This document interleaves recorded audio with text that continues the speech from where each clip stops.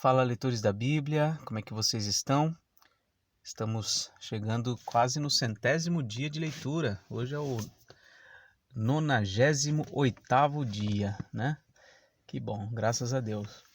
Estamos chegando aí quase no primeiro terço de toda a leitura que a gente pretende fazer, né? Um terço. Depois teremos mais 2 jornadas semelhante a esta que nós tivemos do início do ano até aqui. Muito bem, vamos ler hoje Josué 7 e 8, Salmo 98 e também Atos capítulo 9, tá bom? Vamos falar com o Senhor? Senhor Deus Todo-Poderoso, Deus majestoso, Deus de promessas, de milagres, Deus soberano sobre todas as coisas, nós sempre nos rendemos a Ti, Senhor. Buscamos, ó Deus, o Teu Espírito para nos iluminar, para nos esclarecer, nos guiar a toda a verdade, Pai. Sem o Teu Espírito, ó Deus, seremos como cegos, como mortos. Mas o Senhor tem nos dado vida, tem iluminado os nossos olhos, tem nos feito perceber e ver o Teu reino. Ó Pai, abençoa-nos mais essa leitura. Que a Tua palavra não seja apenas uma questão de rotina, mas que seja um alimento, algo que buscamos por necessidade, por desejo, por prazer. Abençoa, Senhor, mais essa leitura bíblica. Pedimos em nome de Jesus. Amém. Muito bem, Josué 7, a gente viu no capítulo 6 a vitória de Israel sobre Jericó, ou poderia-se dizer a vitória de Deus sobre Jericó. Israel foi apenas um instrumento, né, para a execução do plano de Deus em relação à destruição e ao juízo sobre aquela cidade. Mas mesmo diante de coisas maravilhosas que Deus fez, homens aí se portaram de forma infiel ao Senhor. Vamos ler então Josué 7. Mas os filhos de Israel foram infiéis em relação às coisas condenadas, porque Acã, filho de Carmi, filho de Zabdi, filho de Zera, da tribo de Judá, pegou para si uma parte das coisas condenadas. A ira do Senhor se acendeu contra os filhos de Israel. Josué enviou alguns homens de Jericó até a cidade de Ai, que está junto a Bet-Aven, a leste de Betel, e lhes falou, dizendo: Vão e espiem a terra. Os homens foram e espiaram a cidade, e voltaram a Josué, e lhe disseram: Não é necessário que vá todo o povo. Bastam uns 2 ou 3 mil homens para atacar a cidade de Ai. Não fatigue ali todo o povo, porque são poucos inimigos. Assim, apenas uns 3 mil homens do povo foram até lá, os quais fugiram diante dos homens da cidade de Ai. Os homens dali mataram uns 36 deles e perseguiram os outros, desde o portão da cidade até as pedreiras, e os derrotaram na descida. E o coração do povo se derreteu e se tornou como água. Veja, eles venceram Jericó e ficaram confiantes para a próxima batalha contra a cidade de Ai. Mandaram só uns 3 mil homens e no fim eles foram derrotados e morreram 36 homens dos israelitas. Versículo 6. Então Josué rasgou a sua roupa e se prostrou com o rosto em terra diante da arca do Senhor até a tarde. Ele e os anciãos de Israel lhe puseram pó sobre a cabeça. E Josué disse: Senhor Deus, por que fizeste este povo passar o Jordão, para nos entregares nas mãos dos amorreus, para sermos destruídos? Antes tivéssemos nos contentado em ficar do outro lado do Jordão. Senhor, que direi? Pois Israel virou as costas diante dos seus inimigos. Quando os cananeus e todos os moradores da terra ouvirem isto, nos cercarão e apagarão o nosso nome da face da terra. E então, que farás ao teu grande nome? Veja, o nome do Senhor está vinculado ao nome do seu povo. Então o Senhor disse a Josué: levante-se, porque você está assim prostrado sobre o seu rosto. Israel pecou. Quebraram a minha aliança. Aquilo que eu lhes havia ordenado, quebraram a minha aliança, aquilo que eu lhes havia ordenado, pois tomaram das coisas condenadas, furtaram, mentiram e até debaixo da sua bagagem o puseram. Por isso os filhos de Israel não puderam resistir aos inimigos. Olha aí a razão porque eles não resistiram, não venceram a cidade de Ai. Foi por isso. Viraram as costas diante deles, porque Israel está condenado à destruição. Não continuarei com vocês, se não eliminarem do meio de vocês a coisa roubada. Levante-se, santifique o povo e diga: santifiquem-se para amanhã, porque assim diz o Senhor, Deus de Israel: há coisas condenadas no meio de vocês, ó Israel. Vocês não poderão resistir aos seus inimigos enquanto não eliminarem do meio de vocês as coisas condenadas. Pela manhã, pois, vocês se apresentarão segundo as suas tribos, e a tribo que o Senhor designar por sorteio se apresentará segundo as famílias, e a família que o Senhor designar se apresentará por casas, e a casa que o Senhor designar se apresentará homem por homem. Aquele que for achado com a coisa condenada será queimado, ele e tudo que tiver, porque quebrou a aliança do Senhor e cometeu um ato infame em Israel. Olha só, o pecado de um trouxe juízo sobre toda a nação de Israel. Um roubou, um mentiu, um escondeu, mas todo o povo sofreu. É assim também na vida do povo de Deus, na igreja, por exemplo. Uma igreja que tem pecado, um dos seus membros está em pecado, isso acaba afetando todo o corpo. Todos são afetados. E a palavra de Deus para eles foi: eliminem isso, eliminem. Então Josué se levantou de madrugada e fez com que Israel se apresentasse, segundo as suas tribos, e a sorte caiu sobre a tribo de Judá. Ele fez com que se apresentasse a tribo de Judá, e a família indicada foi a dos Zeraitas. Fez com que se apresentasse a família dos Zeraitas, homem por homem, e a família indicada foi a de Zabdi.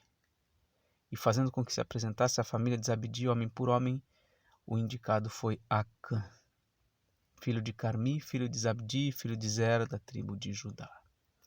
Então Josué disse a Acã: meu filho, dê glória a Deus, Deus de Israel, e renda louvores a ele. E conte-me agora o que você fez. Não me esconda nada. Acã respondeu a Josué: é verdade. Eu pequei contra o Senhor, Deus de Israel, e fiz assim e assim. Quando vi entre o despojo uma boa capa babilônica, uns 2,5 quilos de prata e uma barra de ouro, pesando mais do que meio quilo, cobicei essas coisas e as peguei para mim. E eis que estão escondidas na terra, no meio da minha tenda, e a prata por baixo. Então Josué enviou mensageiros que foram correndo à tenda de Acã, e eis que tudo estava escondido nela, e a prata estava por baixo. Tiraram aquelas coisas do meio da tenda e as trouxeram a Josué e a todos os filhos de Israel e as colocaram diante do Senhor. Então Josué e todo Israel com ele pegaram Acã, filho de Zera, e a prata, a capa, a barra de ouro, os filhos e as filhas dele, seus bois, seus jumentos, as suas ovelhas e sua tenda e tudo que ele tinha, e os levaram para o vale de Acor. Josué disse a Acã: por que você trouxe essa calamidade sobre nós? O Senhor hoje trará calamidade sobre você. E todo o Israel o apedrejou. E depois de apedrejá-los, ainda os queimou. E levantaram sobre ele um montão de pedras, que permanece até o dia de hoje. Assim, o Senhor apagou o furor da sua ira, Por isso aquele lugar se chama Vale de Acor até o dia de hoje. Algumas lições dessa passagem é que Deus não admite pecado. Essa é uma lição. Deus não admite pecado. Deus é santo. Outra lição é que o pecado não afeta apenas aquele que praticou, mas toda a sua família. E mais, toda a sua comunidade, ou toda a sua igreja, ou todo o seu povo, povo de Deus. Nós não estamos desvinculados uns dos outros. Estamos vinculados. E o nosso pecado acaba afetando todo o corpo. Quando um membro está doente, a pessoa inteira está doente. E aquela doença precisa ser eliminada, precisa ser tratada. Era pesado o juízo de Deus naquele contexto.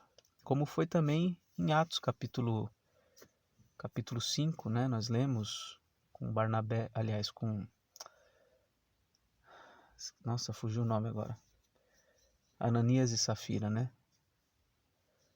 Nossa, deu um apagão aqui no nome, acho que é isso. Um juízo imediato de Deus. Agora, não é porque o juízo de Deus não é imediato hoje em dia que não seja o mesmo Deus indignado contra o pecado e que traz consequências sobre toda uma comunidade, toda uma igreja, toda uma nação. É o mesmo Deus. E mais cedo ou mais tarde, o pecado é punido, é condenado. Nem que seja no último dia. A gente precisa se arrepender, ter humildade, né? Buscar mudança, buscar santificação radical na nossa vida. Josué 8. O Senhor disse a Josué: Não tenha medo, nem fique assustado. Leve com você toda a gente de guerra. Prepare-se e marche contra a cidade de Ai. Eis que entreguei em suas mãos o rei de Ai, o seu povo, a sua cidade e a sua terra. Você fará com a cidade de Ai e com o seu rei o que fez com Jericó e com o seu rei, exceto que desta vez vocês poderão saquear os seus despojos e o seu gado. Ponha emboscada a cidade por detrás dela. Então, uma diferença, eles iam derrotar Ai e dessa vez Deus permitiu que eles pegassem os despojos e o gado. E eles deveriam pôr emboscada a cidade por trás da cidade. Então Josué se preparou com toda a gente de guerra para marchar contra a cidade de Ai. Josué escolheu 30.000 homens valentes e os enviou de noite. Deu-lhes uma ordem, dizendo: Ponham-se de emboscada contra a cidade, por detrás dela. Não se distanciem muito da cidade. Todos estejam alertas. Eu e todo o povo que está comigo nos aproximaremos da cidade e quando eles saírem contra nós, como da primeira vez, fugiremos deles. Vamos deixar que saiam atrás de nós até que os tiremos da cidade, porque dirão: estão fugindo de nós como da primeira vez. Assim fugiremos deles. Então vocês sairão da emboscada e tomarão a cidade, porque o Senhor, o seu Deus, entregará a cidade nas mãos de vocês. Depois de tomar a cidade, ponham fogo nela. Façam segundo a palavra do Senhor. Vejam bem, é isso que estou ordenando a vocês. Assim Josué os enviou. E eles se foram à emboscada e ficaram entre Betel e Ai, a oeste da cidade de Ai. Porém Josué passou aquela noite no meio do povo. Josué se levantou de madrugada, convocou o povo e marcharam, ele e os anciãos de Israel, diante do povo contra a cidade de Ai. Marcharam também todos os homens de guerra que estavam com ele. Aproximaram-se e chegaram em frente da cidade e acamparam do lado norte de Ai. Havia um vale entre eles e a cidade de Ai. Josué reuniu uns 5.000 homens e os pôs entre Betel e Ai, em emboscada, a oeste da cidade. Assim foi disposto o povo, todo o acampamento ao norte da cidade e a emboscada a oeste dela. Naquela noite Josué foi até o meio do vale. E aconteceu que, ao ver isso, o rei da cidade de Ai e os homens daquele lugar se apressaram e, levantando-se de madrugada, saíram de encontro a Israel, à batalha diante das campinas, porque o rei não sabia que uma emboscada estava armada contra ele atrás da cidade. Josué e todo Israel fizeram de conta que estavam sendo derrotados por eles e fugiram pelo caminho do deserto. Por isso, todo o povo que estava na cidade foi convocado para os perseguir, e perseguiram Josué e foram afastados da cidade. Nenhum só homem ficou em Ai, nem em Betel. Todos saíram atrás dos israelitas, deixaram a cidade aberta e perseguiram Israel. Então o Senhor disse a Josué: estenda na direção da cidade de Ai a lança que você tem na mão, porque entregarei a cidade nas suas mãos. E Josué estendeu a sua lança na direção da cidade. Então a emboscada se levantou apressadamente do seu lugar, e ao estender ele a mão, vieram à cidade e a tomaram. E apressaram-se e puseram fogo nela. Quando os homens da cidade de Ai se viraram para trás, olharam, e eis que a fumaça da cidade subia ao céu. E não puderam fugir nem para um lado nem para o outro, porque o povo que fugia para o deserto se voltou contra os que os perseguiam. Quando Josué e todo Israel viram que a emboscada havia tomado a cidade, e que a fumaça da cidade subia, voltaram e atacaram os homens de Ai. Da cidade saíram os outros ao encontro do inimigo, que assim ficou no meio de Israel, uns de uma parte, outros de outra, e os atacaram de tal maneira que nenhum deles sobreviveu, nem escapou. Porém o rei da cidade de Ai foi capturado com vida e levado a Josué.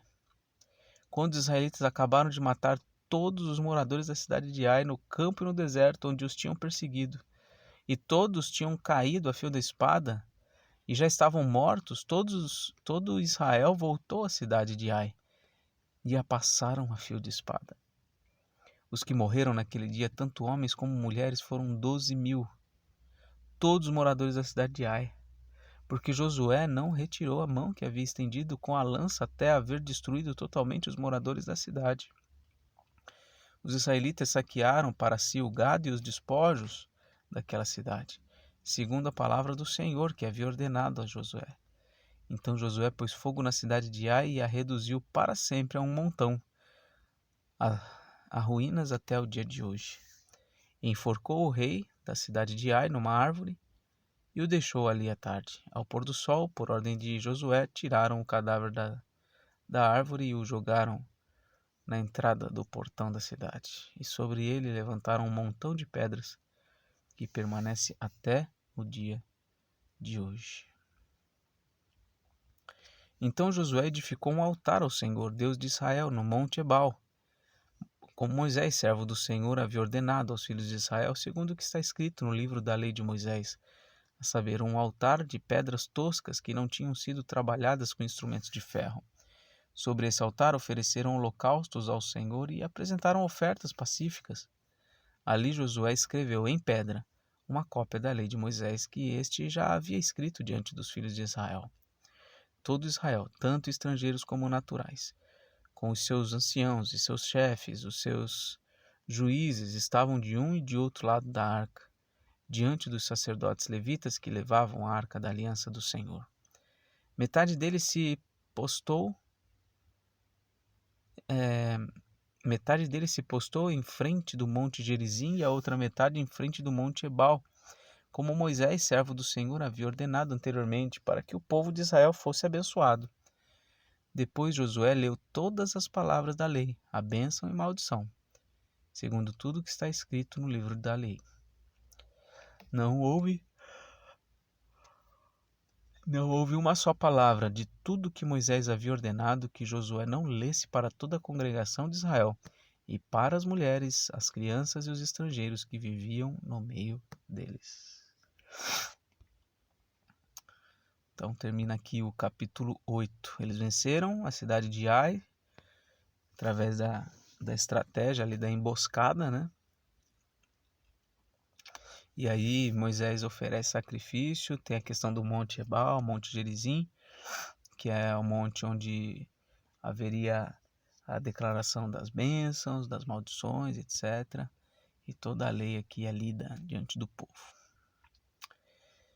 Muito bem, vamos agora a ao Salmo 98.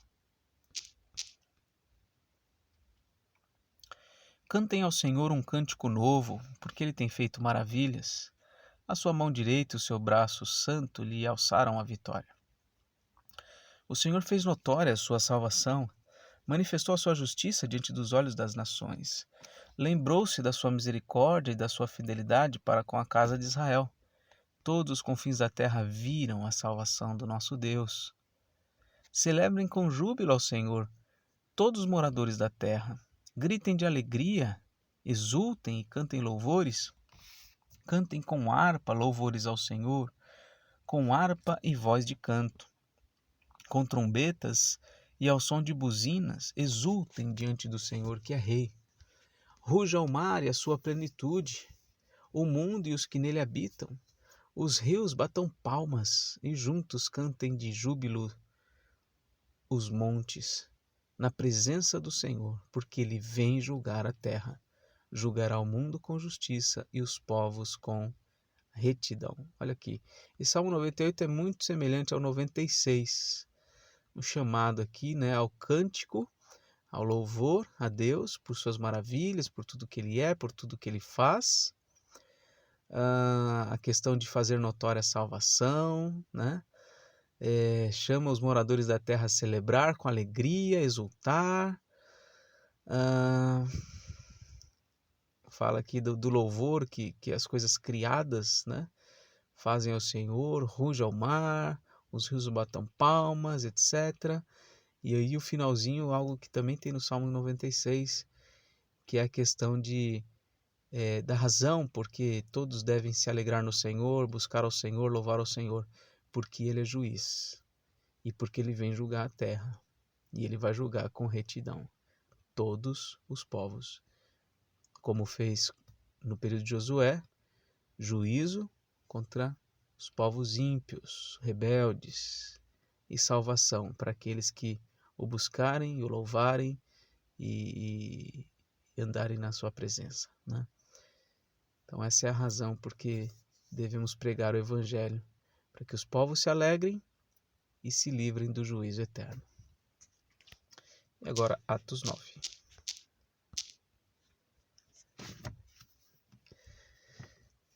Saulo, respirando ainda ameaças e morte contra os discípulos do Senhor, dirigiu-se ao sumo sacerdote e lhe pediu cartas para as sinagogas de Damasco, a fim de que, caso achasse alguns que eram do caminho, tanto homens como mulheres, os levasse presos para Jerusalém enquanto seguia pelo caminho, ao aproximar-se de Damasco. Subitamente uma luz do céu brilhou ao seu redor. Ele caiu por terra e ouviu uma voz que lhe dizia: Saulo, Saulo, por que você me persegue? E ele perguntou: Quem é o Senhor? E a resposta foi: Eu sou Jesus, a quem você persegue.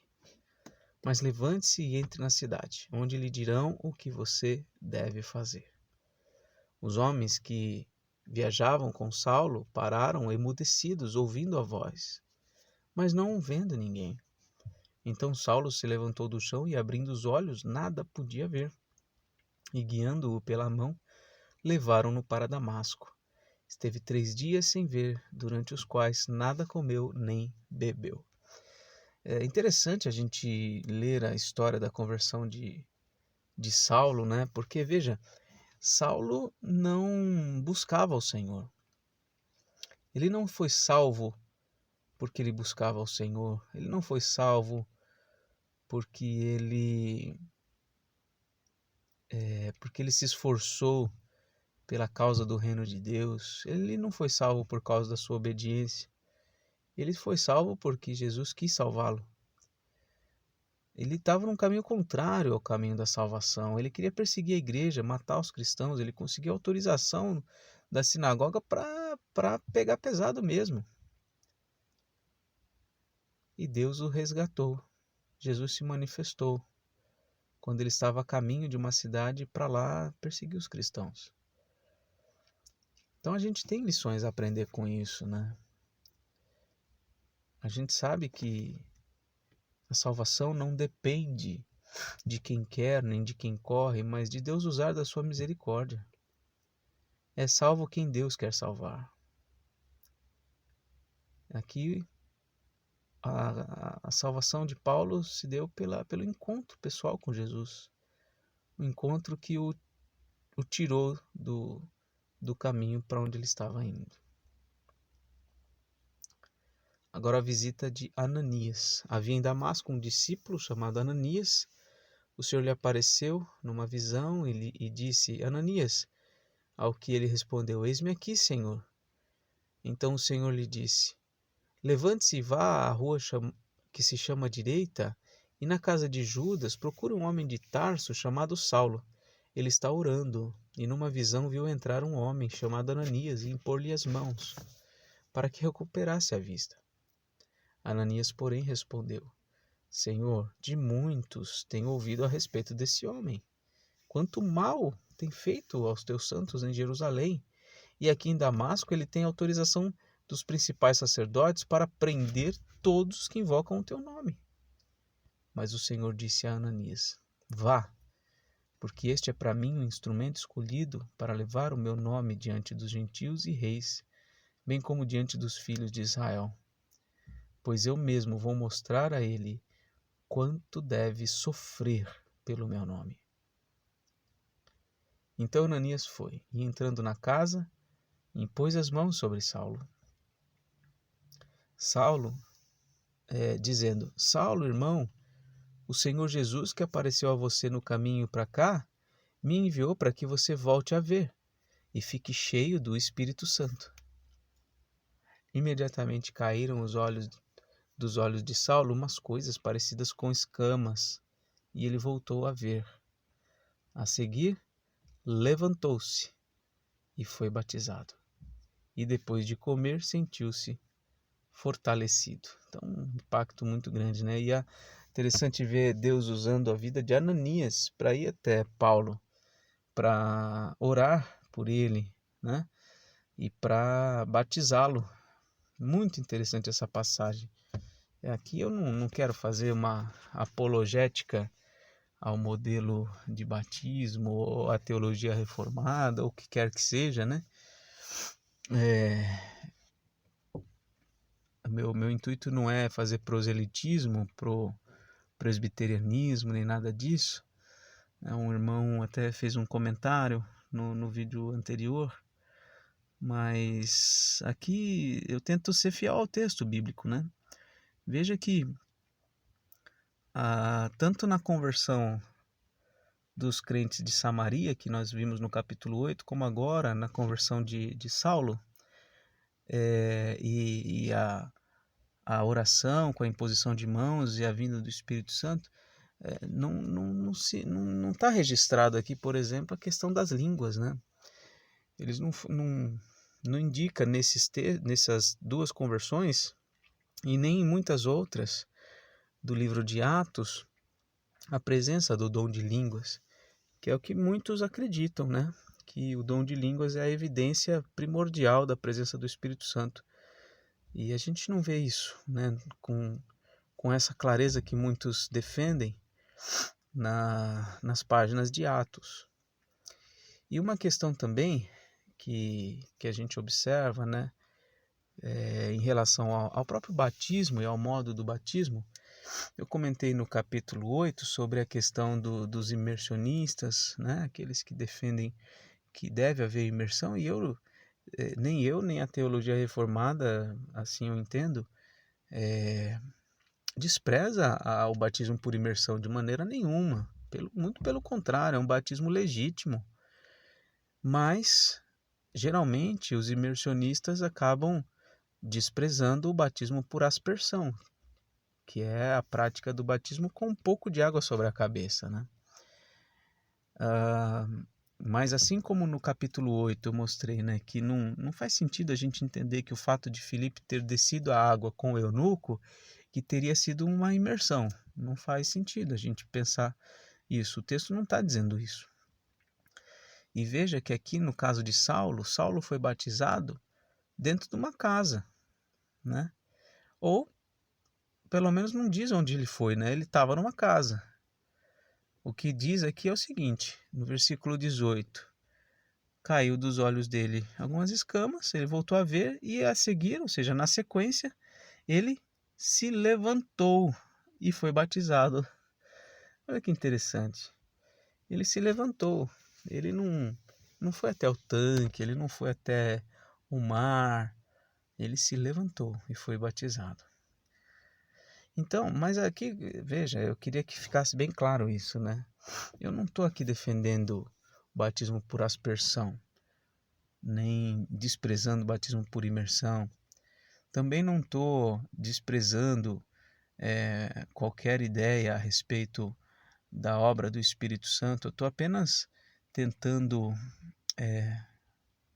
destacar algumas coisas que o próprio texto está dizendo, né? E é importante que a gente esteja aberto a ler o texto e compreender o texto. O que o texto está me dizendo? O que o texto está dizendo é o que eu devo crer, né? Se há algo diferente disso, então eu preciso me corrigir e corrigir as minhas ideias, né? E com frequência nós somos confrontados, todos nós. O denominador comum do povo de Deus é a palavra de Deus. Se a gente tiver denominadores diferentes, não dá para realizar a soma, a subtração. Não dá, simplesmente não dá. A gente tem que encontrar o denominador comum, né, para a gente poder realizar todo o processo aí. E é isso, a palavra de Deus precisa ser o nosso denominador comum. Saulo permaneceu alguns dias com os discípulos em Damasco e logo nas sinagogas proclamava Jesus, afirmando que ele é o Filho de Deus. Olha aqui, uma coisa que é mais clara da gente perceber, na minha visão, né, e eu creio que isso é coerente com o texto de Atos, é que uma evidência clara da presença do Espírito Santo é a pregação do Evangelho, a pregação fiel do Evangelho. Lembra lá no finalzinho do capítulo 4? Quando eles ficaram cheios do Espírito Santo, o que aconteceu com eles? Eles saíram falando em línguas? Não. Eles saíram pregando com ousadia o Evangelho. Da mesma forma aqui. No versículo 18 foi dito que ele... aliás, no 17, né, foi dito que ele ficasse aí cheio do Espírito Santo. E logo na sequência ele começou já logo a pregar Jesus. Proclamava Jesus, afirmando que ele é o Filho de Deus. Todos que ouviram Saulo estavam atônitos e diziam: não é este que exterminava em Jerusalém os que invocam o nome de Jesus e veio para cá precisamente para prender e levá-los aos principais sacerdotes? Saulo, porém, mais e mais se fortalecia e confundia os judeus que moravam em Damasco, demonstrando que Jesus é o Cristo. Ele pregava o Evangelho e o próprio Evangelho confrontava, desafiava, né, incomodava os judeus. Decorridos muitos dias, os judeus resolveram matar Saulo, mas ele ficou sabendo do plano deles. Dia e noite guardavam também os portões da cidade para o matar. Mas os discípulos de Saulo tomaram-no de noite e, colocando-o num cesto, desceram-no pela muralha. Quando chegou a Jerusalém, Saulo procurou juntar-se aos discípulos de Jesus. Porém todos tinham medo dele, não acreditando que ele fosse discípulo. Mas Barnabé, tomando-o consigo, levou-o aos apóstolos. Contou-lhes como Saulo tinha visto o Senhor no caminho e que o Senhor tinha falado com ele. Também contou como em Damasco Saulo tinha pregado ousadamente em nome de Jesus. E Saulo ficou com eles em Jerusalém, entrando e saindo, pregando ousadamente em nome do Senhor. Falava e discutia com os helenistas, mas eles procuravam matá-lo. Quando isso chegou ao conhecimento dos irmãos, levaram Saulo até Cesareia e dali o enviaram a Tarso. Assim a igreja tinha paz por toda a Judéia, Galiléia e Samaria, edificando-se e caminhando no temor do Senhor, e no consolo do Espírito Santo crescia em número. Então, novamente, a igreja crescia em paz. A perseguição deve ter dado uma arrefecida. Essa conversão de Saulo deve ter interrompido em alguma medida, a perseguição por algum tempo, né? Porque aqui diz que a igreja tinha paz por toda a Judéia, Galiléia e Samaria. Passando Pedro por toda parte, foi também visitar os santos que moravam em Lida. Encontrou ali certo homem chamado Enéas, que havia 8 anos jazia de cama, pois era paralítico. Pedro lhe disse: Enéas, Jesus Cristo cura você. Levante-se e arrume a sua cama. Ele imediatamente se levantou. Todos os habitantes de Lida e da região de Saron viram Enéas e se converteram ao Senhor. Em Jope havia uma discípula chamada Tabita, nome este que traduzido é Dorcas. Ela era notável pelas boas obras e esmolas que fazia. Aconteceu que naqueles dias ela adoeceu e veio a morrer. Depois de a levarem, puseram o corpo num quarto, no andar superior. Como Lida ficava perto de Jope, os discípulos, ouvindo que Pedro estava ali, enviaram-lhe 2 homens com o seguinte pedido: Não se demore em vir até nós. Pedro se aprontou e foi com eles.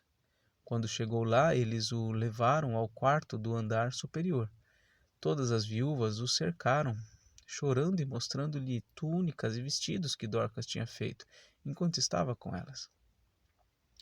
Mas Pedro mandou que todos saíssem. Ajoelhou-se e orou. Depois, voltando-se para o corpo, disse: Tabita, levante-se. Ela abriu os olhos e, vendo Pedro, sentou-se. Ele, dando-lhe a mão, ajudou-a a ficar em pé. E, chamando os santos, especialmente as viúvas, apresentou-a viva. Isto se tornou conhecido em toda a cidade de Jope, e muitos creram no Senhor. Pedro ficou em Jope muitos dias na casa de um curtidor chamado Simão. Então veja, no capítulo 9 aqui começa a história de Paulo, ou de Saulo, né, ainda, mas o ator principal, vamos dizer, o personagem principal é Pedro. Então logo volta a falar de Pedro e de alguns episódios aqui de cura e até de ressurreição por instrumentalidade do apóstolo Pedro. Eram sinais inconfundíveis. Não tinha o que duvidar do que Pedro estava fazendo.